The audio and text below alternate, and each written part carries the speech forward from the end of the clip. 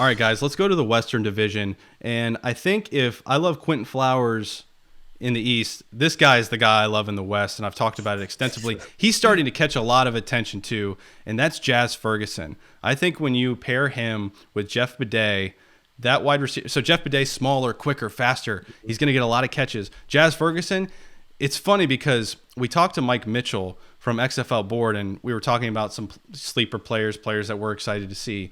And I mentioned Jazz Ferguson, and he started getting on that bandwagon too. And he made a great comparison to DK Metcalf because Jazz Ferguson was on the Seattle Seahawks in the preseason. He actually led the team in receiving yards during the preseason, but it was a pretty heavy competition in terms of the wide receiver room, so he wasn't able to make the team, but his comparables are a lot like DK Metcalf. He's a straight line runner. He's a bigger, physical, stronger guy.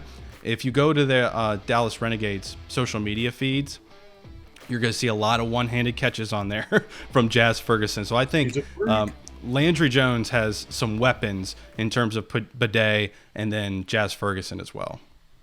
Yeah, and how about this guy, Donald Parham? He kind of interests me a little bit. Another big guy, yep. Yeah, 6'6", 240, played football at a small school named Stetson. Ended up having a cup of coffee with the Lions and the Redskins. But, these big tight ends always intrigue me because if they figure it out, then they can be dominant. And, it's you don't see that happen often, but the guy's got the size and the talent to take over and be a complete mismatch. Plus, you pair him with Landry Jones and that receiving core you just mentioned, it could be game over.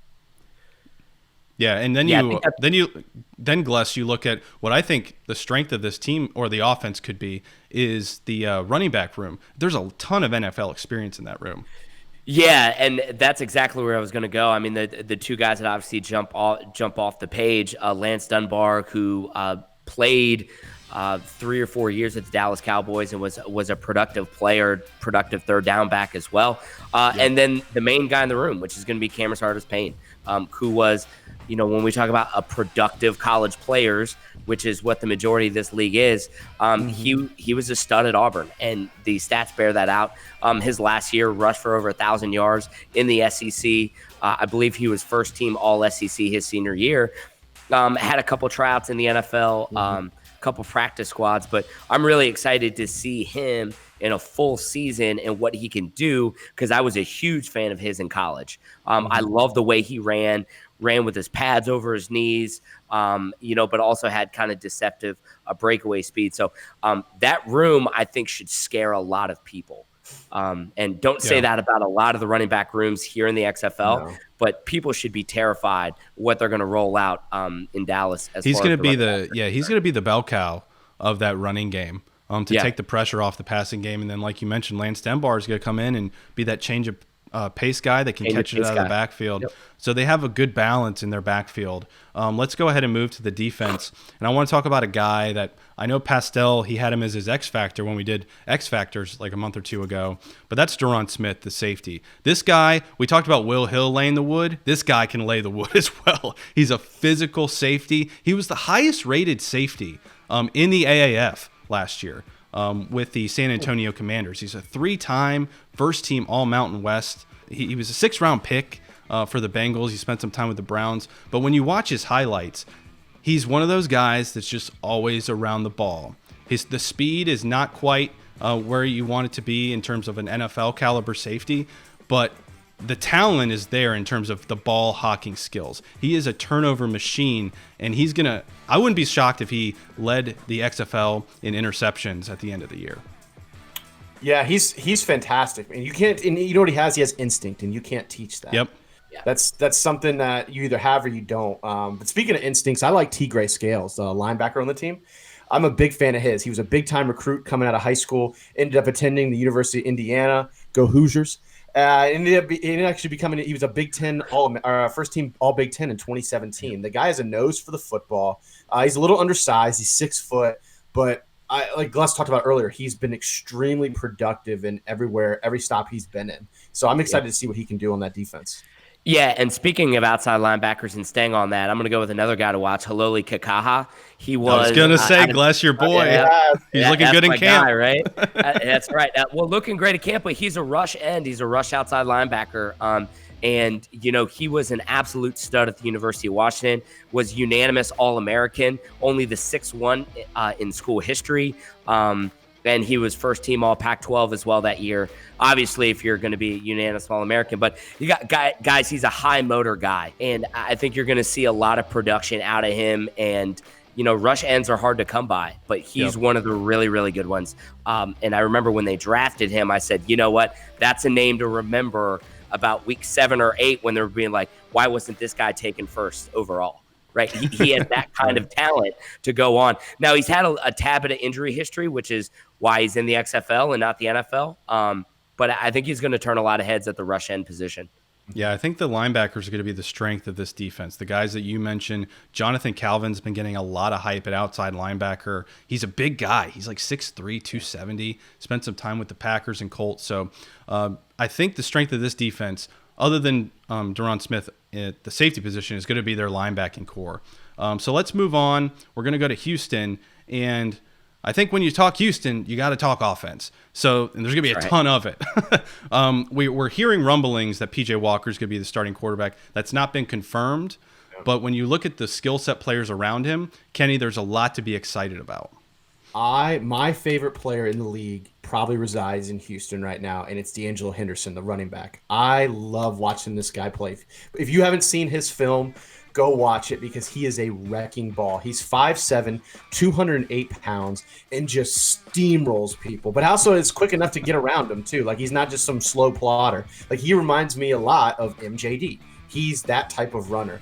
And he was a 7th round or 6th round pick for the Broncos. He had a cup of coffee in the NFL.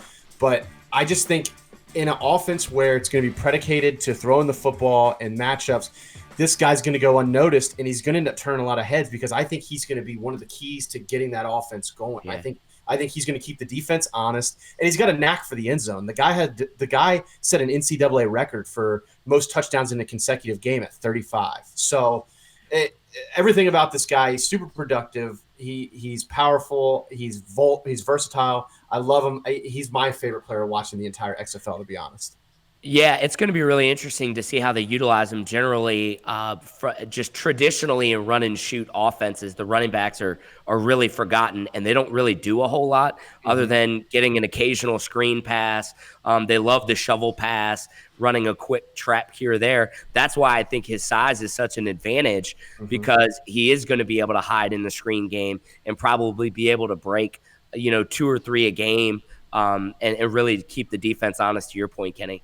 But when I look at Houston, I think they're just so freaking stacked at the receiver position. I mean, it's absurd. Yes. like to me, I still think Sammy Coates is going to be the best receiver in the league. I do. I think physically, from a speed perspective, I think he's going to be extremely difficult to cover. When you're defending the run and shoot as a defender, you don't really know what route is coming because it's predicated on that the defense is always wrong. So I could easily see Sammy Coates just setting safeties up and corners up all the single time and just being able to run down the field wide open. Cam Phillips, another guy I'd keep an eye on, has a really dynamic receiver. But, man, guys, I don't know about you, but they are just so stacked at receiver. Yeah, you didn't even mention their first receiver that they took in Khalil Lewis. Sammy Coates wasn't even the first receiver that they took. Khalil Lewis and Sammy Coates are going to be quite the combination. You probably have seen Khalil Lewis. He's made a couple of highlights already in their preseason games. He scored a long touchdown. And I'm so glad, Gless, that you brought up Cam Phillips. Thank you so much from Virginia Tech. He's trying to tee you up, man. The program's all-time leading receptions receiver. So thank you for saying that. They did lose Jalen Saunders to IR, who was expected to get a lot of playing time. We don't know if that's a short-term IR or if that's full year. That'll be remain to be seen. On the defensive side, there's a lot of guys that aren't quite as known, but one guy that is very well known, and he's made a name for himself in the NFL. He even played in a Super Bowl, and that's Coney Ealy. Not only did he play in a Super Bowl, he tied a record in the Super Bowl for most sacks in a Super Bowl game with 3. And by the way, those guys are Reggie White and Darnell Dockett, the 2 guys he tied. Wow. So he's had a very productive NFL career, and it's kind of weird. I don't know if he's just hasn't schematically fit in with certain teams or has had some injury problems that we just don't know about, because everything he's done has been, like I said, really productive. I remember watching a Jags game. I'm a Jags fan, and him picking off Blake Bortles and almost taking it to the house as a defensive Everybody line. did that. Yeah. This was the year Blake was pretty decent, though. We went to the AFC Championship game. But so it's weird to see him not really sticking around the NFL. I think he's going to be one of the most productive defensive players in the entire league, especially on the defensive line, and could really be a key to taking Houston to the next level. All right, so let's go ahead and move on. We're going to go to the LA Wildcats. This team has made a lot of interesting moves. I know, Kenny, you and I were so hyped coming out of the original draft about their skill position guys, and two of the three receivers that we thought would be their starting three are no longer there. So right. they made a lot of interesting moves. We all know about Sean Oakman leaving and coming back. So it's a team that's doing things the Wildcat way. And it's going to be very interesting to see because there's a ton of talent on this team as well. And when you look at the offense, I think the guys on this show, especially Kenny, are really in love with Nelson Spruce, and he's one of the guys that are still there. I love him. He graduated from Colorado as the career leading receptions leader in the Pac-12. Think of all the names and all the talent that have come through, schools like USC, UCLA, Washington, Oregon, these high-powered offenses, and yet he was the guy when he graduated. He's not anymore, but he's still up there. He's still right around the top for career receptions. The guy's just a playmaker. He's going to eat up the middle of the field. He runs very crisp routes. He can run all 9 routes on the tree. Like, I think him and Josh Johnson are going to have amazing chemistry because, we've heard from players that Josh Johnson's the best quarterback in the league. You pair him with Nelson Spruce, and that's probably the best tandem, quarterback wide receiver tandem in the entire XFL. Gless on the other side from Spruce is a guy that they traded for. When they traded away Rashad Ross, they brought in Trey McBride from the DC Defenders, and you think, right, that he's a much better fit in Norm Chow's system. Yeah, I do. I think in DC, you're looking for a lot of vertical threats, people to get down the field, to play off the play action game. I think when you look at Norm Chow and what he wants to do on offense, there's going to be a lot of West Coast offense influence. So a lot of precision passing, a lot of slants, a lot of hooks, a lot of short option routes. And this is where this guy really thrives. He's really excellent at kind of finding gaps in zone coverages, sitting down. He's really great after the catch, which is why he was taken high by the defenders in the first place. So I think it's going to be a lot better fit for him. And what we're hearing out of camp is that he's extremely happy to be there just because it fits his skill set just a lot more than it did in DC. So I'm excited to see what he can do on the other side of Nelson Spruce and how Norm Chow and Josh Johnson can really distribute the ball around to especially these two guys because they're great possession-like receivers, and they're exactly what Norm Chow wants to do. And then, don't make any mistake about it. Yeah, they're going to catch a lot of balls, but they're all pretty decent after the catch too, which is kind of what the offense is about, right? Give me the ball in space and let me go make a play. Yep. They also have a bell cow at running back who I was very high on and excited to see back in football because he had some injury issues, and that's Elijah Hood. He played at North Carolina. His sophomore season, he ran for like 1,600 yards and like 15 touchdowns. He was first team All-ACC. The dude was an absolute monster. So it's exciting to see him back, to be that bell cow. And I've mentioned this before. You pair him with Larry Rose, who is more of your out of the backfield, mix it up dynamic type of runner.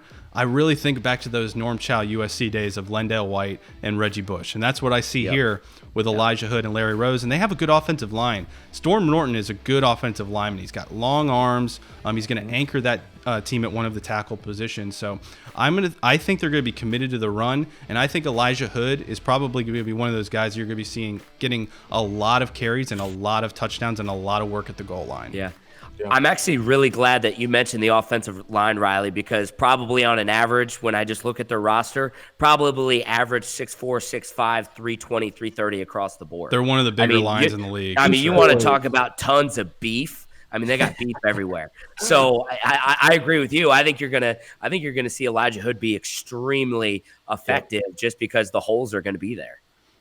Yeah. So let's go ahead and move to the defense. And I think personally the strength of this unit is in the linebacking core.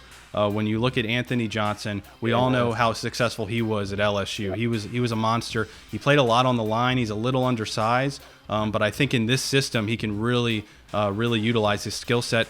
Tywin Jones, who was a second-team All Big Ten player, He's going to be at linebacker. And then obviously you bring in Sean Oakman to be on that defensive line. So there's a lot of guys, a lot of athletes on, and it's not even, they're more of a strength. They're going to hit you in the mouth. They're not the fastest defensive unit, especially up front.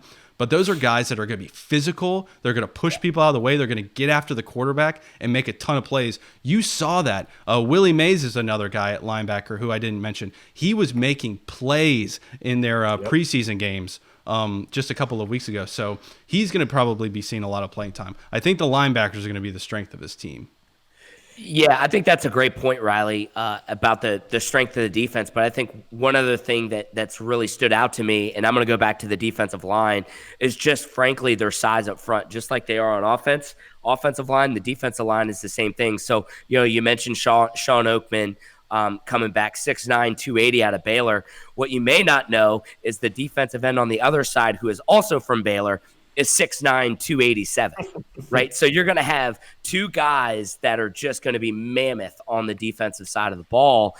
And then, again, there's just physical across the board. And I think that's what you're going to see out of the LA Wildcats, especially up front. Well, and their defense definitely mirrors the identity of their head coach, Winston Moss. I mean, does it not feel like, obviously he's a defensive guy. He was a linebackers coach forever in the NFL. Played ball at the University of Miami, and some of those great defensive lines and defenses. So if you just look at the overall skill set makeup of the team and the attitude too, have you guys, exactly. You ever listen to Anthony Johnson talk? That guy's intense all the time. He is great. No kidding. I love it. Gless, I'm so glad that you mentioned on the other side of the ball from Sean Oakman, because obviously he's one of the bigger names. But a huge transaction that took place that not a lot of people are talking about is one of the shocking waiver releases from Tampa Bay was Devin Taylor, the defensive end. He played in the NFL. He's he's like 6'8", 280. The guy is a monster. And now the Wildcats have picked him up to be on the other side with Sean Oakman as well. So like we've said, physicality, hit you in the mouth, up front, they're going to be one of the strongest units in the league. It's that attitude, that Winston Moss attitude that Kenny was talking about. I love it. Well, unlike the other thing, I think it's an attitude thing, but the LA Wildcats are going to be by far the most impressive team getting off the bus. I mean, everybody's massive on the team. I mean, they're going to look like an NFL roster out there, and then they're going to go up against teams like Seattle or teams like DC, where they're just may not be able to move them. I mean, it's going to be crazy to see. It's going to be the ultimate speed versus size there. I know, but their roster construction is so different than everyone else. I think that's something that we should all keep an eye on, and I think that'll be a storyline for all of us to talk about as the season goes. The roster construction, the transactions they've made have been, I guess that they're my Tampa Bay of the West in terms of just a fascinating makeup of the roster. Yes. It'll be interesting to see how it all comes together. Winston Moss, it's his first time as a head coach. So it'll be very exciting. They're one of the most intriguing teams for sure in the XFL. Let's move on to our final team. Glessner, we're going to go to the Seattle Dragons. And I think when you look at the offense, it's all going to be centered around the run game. They have a very talented stable of running backs that I think they're going to rely very heavily on. Yeah, they do for sure. The guy that really sticks out to me is Kenneth Farrow, University of Houston product, but he was one of the running back stars in the AAF. 5'10", 220, extremely physical runner, and I think he's going to be the main staple there. I really do. I think he's going to kind of be the steady Eddie. He's going to be the one that's going to be in on first and second down. He's going to be the one that'll average, 4.5 yards a carry, falling over guys. I think you're going to see him really be the highlight. But to your point, Riley, they have a whole staple of really solid running backs there. Yeah, and Gless, I got a question for you. What do you think about them keeping 5 tight ends? Like, is that a tip off that they're going to be run heavy? Not necessarily. Be, right? 5 tight ends. That's a lot. Yeah. A lot. No, it's a lot. It's not necessarily mean that they're going to be run heavy. I think what it's going to tell you is that they're going to be very multi-dimensional when it comes to formations, right? That I don't know that much about that tight end room and all of the past history of all 5 of those tight ends. But I would assume that the majority of those are pretty much hybrid players. So they may flex them out. They may have 2-3 tight end sets. The other advantage it gives you is that you don't have to sub out a lot of guys if that tight end room is really versatile. So, yeah, I think on the surface it may say that, hey, we're going to be really run heavy. Mm-hmm. But at the same time, that may not necessarily be true if a lot of these guys are hybrid players that can really create a lot of matchup problems with linebackers and safeties. It's another reason I love the XFL. You look in Houston, they don't have a single tight end on their roster, and then you go to Seattle, right. They got 5 of them. The diversity of offenses is it's fascinating in the XFL. Now, but just one more point on that. I do think that because of the talent they have in the running back room is the reason why they're going to be running focused and really kind of rely on that. But I think the fact that they have 5 tight ends shows you that they really want to utilize kind of a lot of those tight ends to make it easy for Brandon Silvers. I think that's a big point that we haven't talked about a whole lot. I don't think they're going to ask him to do too much. And personally, I'm not really blown away at the receiver room either. I think Keenan Reynolds is going to be really solid. I'm a University of Washington guy, so I like Casey Williams. But, he didn't really play in the NFL, and he played at UW in, 2011, 2012, 2013. So it's been a while since he's been on the field. So I think that they have a lot of tight ends to try to make Brandon Silver's life easier. It's interesting that you say that, Gless, because they made some very interesting moves at cutdown time. I mean, you mentioned Jalen Roll in our Eastern Division breakdown for the DC Defenders. He was originally drafted by the Dragons, and I thought him, along with Fred Ross, who they also cut, were going to be their starting wide receivers, and they both didn't make the team. Not anymore. So, they're definitely going to rely a lot on the run. And another guy, Jaquan Gardner, who was one of the surprise underdog type of players in the AAF. He was very successful with the Fleet. He's also on the Dragons. All of their running backs were former AAF guys. Their number 1 overall pick, who we didn't even mention, Trey Williams, was also on the Commanders with Kenneth Farrow. So they're going to be a very run-heavy team, and like you said, Gless, try to take the pressure off of Silvers, because while I think this show we're high on his talent and his skill set, it is, if you're a Dragons fan, you got to be a little nervous that just the lack of experience that Silvers has at the professional level. So let's go ahead and move to the defense. Gless, who are some guys that stick out to you? I guess we could start with their defensive line, and probably the biggest name on their defensive line, and D-tackle Will Sutton. Yeah, no doubt about it. Will Sutton was an absolute stud at Arizona State. Bounced or got drafted by the Chicago Bears, played with the Minnesota Vikings as well. But there is no doubt how dominant he was at Arizona State. I believe he was a first-team All-American. He was Pac-12 Defensive Player of the Year his senior year. He's a guy that is going to be a complete wrecking ball up front, and a guy that I'm really looking forward to seeing if he can kind of fulfill that promise that he had in college. He's very highly touted coming out of college, extremely dominant, and never really showed that in the NFL. So I would like to see him really kind of take over that defensive front for the Dragons. And then at linebacker, a guy that I really like, it's kind of been the theme of the show, had been really productive college players, and a linebacker named Kyan Quero. Strong safety, hybrid type of player for the Seattle defense. He was an absolute stud at Northwestern, 3-year starter, extremely productive player. But he was moved to linebacker when he was picked up by the Dallas Cowboys. So that tells me that there was a lot of worrying about his speed. His 40 time was a little slow, which is why that they didn't put him at safety in the NFL. But that kind of hybrid, right, that safety linebacker hybrid, I think is something you're going to see as a constant theme as the XFL goes on for years and years and years, just because you can match up with tight ends, you can match up with running backs, you can match up even with some slot receivers, but at the same time, I can still be a box player. So he's a name that I would keep out for, because I think you're going to see his versatility, and they're going to move him all over the defensive side of the field. Yeah. I like one of the guys I like on defense, and Gless, we kind of had an opportunity to see this guy play in person growing up, but is Mohamed Cisse. He played right down the street at Springfield, was an all-state player in high school, and then ended up playing West Springfield. Yep. And then ended up playing at Nebraska for a couple years, and his size, 6'2", 202. He's a physical safety. The guy can really lay the wood. He's got pretty good instincts as well. So I'm excited to see him roam center field for Seattle and see what kind of impact he can make for him. Yeah. I think one thing to note, and I agree with you, Kenny, I think like St. Louis is in the East, I think Seattle is in the West, right? Okay. There's a lot of questions that have to be answered about this team. How productive are they going to be on offense? I would imagine that a lot of their games are going to be low scoring. I think that they're going to try to hold on to the ball and try to keep the game close. On the defensive side of the ball, I mean, I covered a couple guys that I like, but to be quite honest with you, I think it's kind of a hodgepodge over there. So I don't know what we're going to get defensively.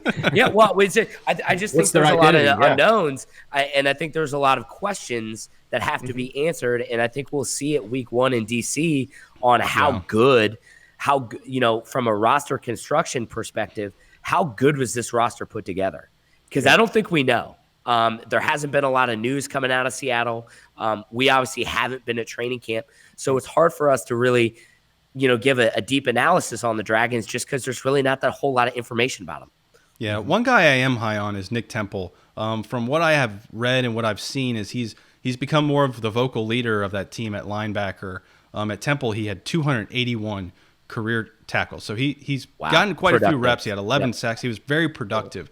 So I think, the linebacker there is someone to be on the lookout for. But you're right, Gless. I mean, it's a lot of guys that, there's a lot of question marks on this roster. That's not to say that they're not going to be successful. We just don't know. We have to kind of see how it plays out. And it's just, with the XFL in general, it's been very hard to get information on what's been going on because, unfortunately, we weren't at training camp. We just were trying to, read as much as we can into things and then just go off of what we know from specific players and their history and coaching tendencies, things like that.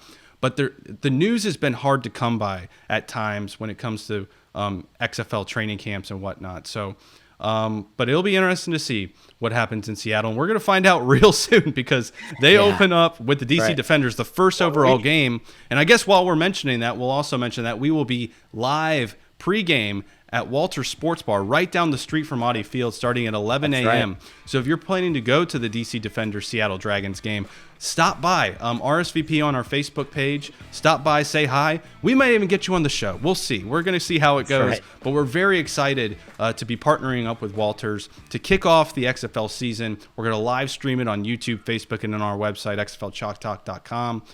So there's a lot of exciting things up ahead for the XFL and for XFL Chalk Talk, and we're so glad that you're here with us for the ride. What's up, football fans? This is Riley from XFL Chalk Talk. Subscribe to our YouTube channel and hit that notification bell so you can stay up to date on all things XFL and interact with us on social media, Facebook, Twitter, Instagram, at XFL Chalk Talk.